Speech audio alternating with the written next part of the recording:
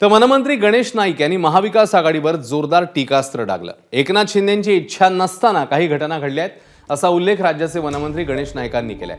नवी मुंबईत MIDC service road लगत काही भूखंड धोकादायक पद्धतीने दिले गेलेत याचा एकनाथ शिंदेंनी विरोधही केलेला, मात्र तरीही कारवाईचे आदेश दिल्याचं नाईकांनी सांगितलं। दरम्यान एकनाथ शिंदेंनी दिलेल्या निर्देशाची भविष्यात अंमलबजावणी होईल असा विश्वास नाईकांनी व्यक्त केलाय।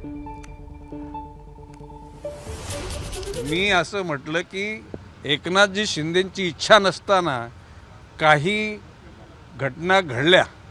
उदाहरणार्थ आमच्या नवी मुंबईमध्ये MIDC मध्ये सर्व्हिस रोडला जे अतिशय घातक असे भूखंड दिले गेले आणि एकनाथ शिंदेजींनी सुद्धा त्या गोष्टीचा निषेध व्यक्त केला आणि त्याने आदेशित केलं गेलं की हे भूखंड त्या लोकांना दुसरीकडे द्या आणि हा संपूर्ण सर्व्हिस रोडच्या बाजूच्या ज्या सगळ्या जागा दिल्या त्या रद्द करा।